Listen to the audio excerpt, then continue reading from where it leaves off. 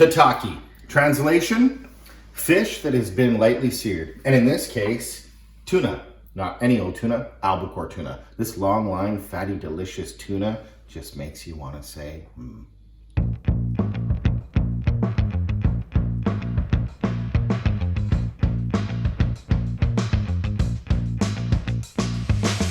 Okay, let's do it. So before we get to the tuna, let's make a little dressing. So for this tataki, I'm gonna make like a super kicked up Asian style dressing. So that's gonna start with some garlic, for sure, for a big punch of flavor. And I like to start with all of like the bits and then put in the liquid. That way it gets really nice and seasoned. So a little shot of garlic and ginger. If you've got a good microplane, ginger works really good on a microplane. It's not super chunky, so you get like some serious, intense ginger flavor, and it's almost like a paste. So that stuff is pretty gnarly, and this dressing is all about the balance. So there's a ton of flavor in there. Like a ton of flavor in there.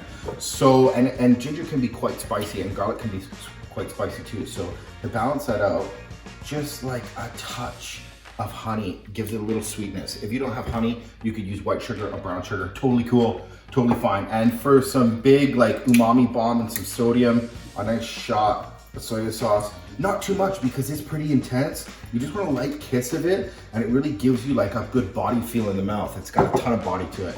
And then any good dressing has a bit of vinegar. So I'm gonna use some rice wine vinegar. Just a touch.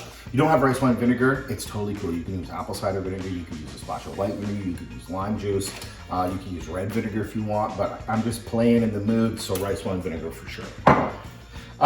What else? Oh yeah, there needs to be some herb in there. I like cilantro for this dressing, and the stem and the leaves of the cilantro are super good. The stems give it a lot of texture. I don't throw the stems out, keep them because they're great for things like this, especially in a dressing. It gives you a lot of pop and crunch, and then some good fragrance from the cilantro. Yummy. Delish. So no salt because the soy sauce is really, really salty.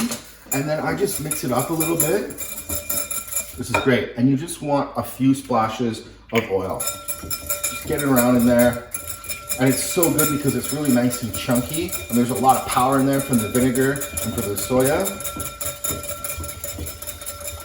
Dude, this vinaigrette just jumps out of the bowl. It smells so, so good. Okay, you gotta give it a taste. I want to make sure it's perfect. Dynamite. Okay, just a touch of acid. It's so, so good.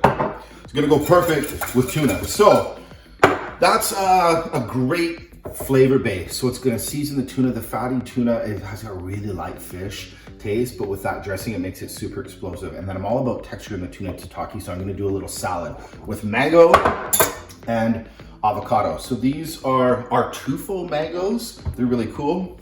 And so a lot of people ask like how to get at the mango. A lot of people cut it and then they'll like hatch cut it, fold it open. But what I like to do, I'll tell you one, is use a peeler, and you can peel the flesh off of the mango.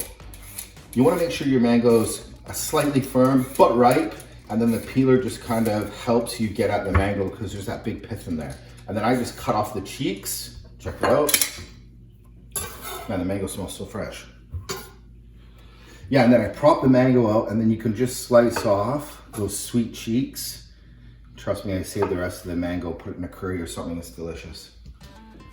And then you can kind of like matchstick it and then into a nice dice. And that's a great way to cut a mango.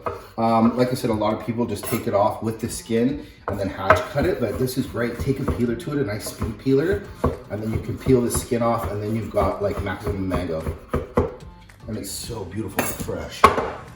This salsa is gonna be super simple. It's just gonna add like a kick of sweetness and a kick of texture. And there's so much flavor in the vinaigrette that I don't do much to the mango and avocado. Like just the fattiness of the avocado and the mango is super good.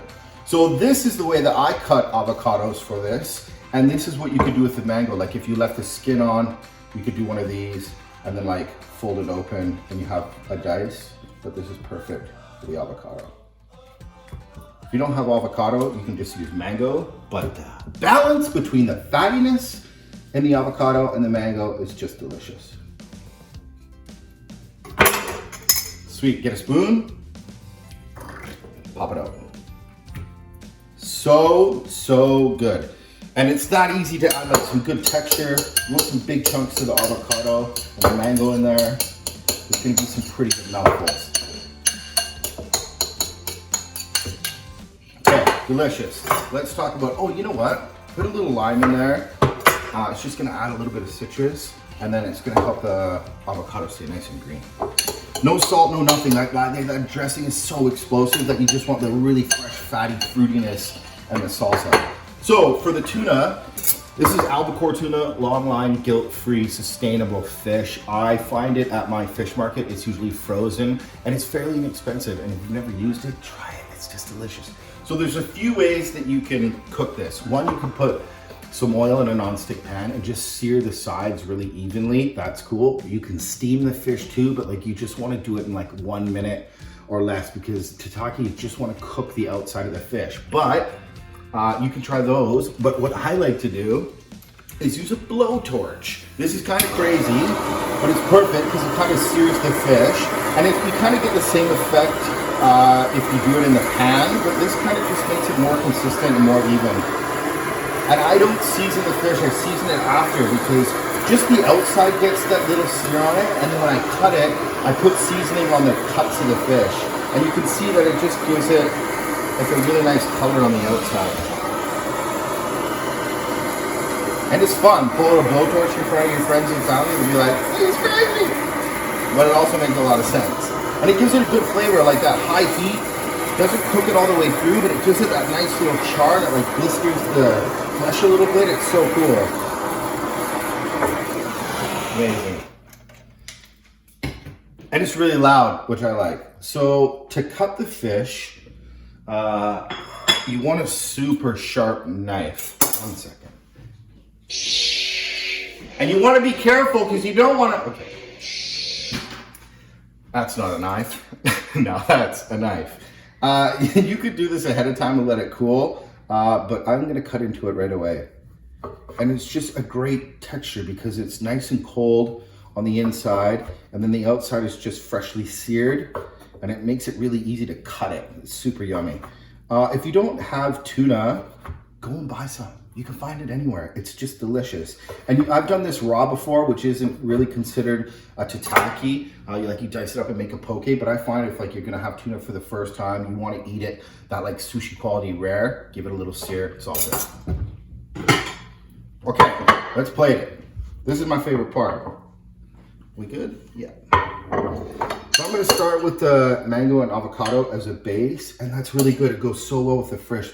That little hint into fruit goes so well with the dressing, and then the fish is kind of fatty, the avocado is kind of fatty. It's like a match made in heaven, and it's just very fresh, and it looks really beautiful. I love the color of it.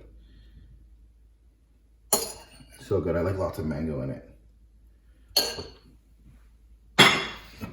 And then you can just dance the fish on top, like put it all together, fat it out a little bit. This is what I like to do, like make it look pretty on the cutting board, and then just transfer it onto the avocado and mango. It looks pretty good. So that fish has a nice sear on it, but you want to give it some seasoning. So when it's cut, that's when I give that open cut side some nice sea salt.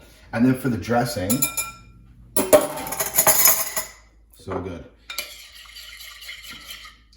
Just kind of like dance it a little bit over top and then put it on the plate, because as you start eating it, you can drag the mango and the avocado through that dressing, and it's intense. You don't need to season the avocado, like just pooling the dressing around makes it really cool. And this is furikake. I know that sounds pretty crazy, but it's just like a blend of roasted white and black sesame seeds with some seaweed and some bonito flake.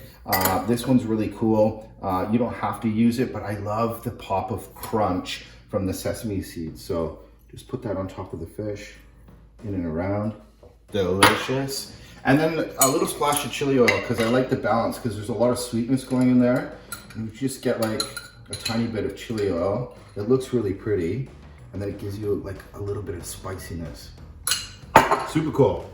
And then because there's cilantro in the vinaigrette, put a few on, make it look kind of pretty. And then just for like an extra little bite, some nice radish, but slice it really thin. I like the pepperiness, is that a word? Sure, we're using it. I like the peppery quality of the radish, and again, it just gives it like an extra little crunch. It's a great little snack. It's a great little appetizer. You can make the mango salsa ahead of time because it's got that little shot of lime in it, so the avocado will stay nice and green. And then the tuna you can sear ahead of time, and then keep it in the fridge wrapped up, and then just slice it, make the vinaigrette. And not only does it look stunning, but it's super delicious. Great for a dinner party, great for lunch, great for breakfast, or great for any time. Make this tuna, enjoy it. It smells unreal. Enjoy.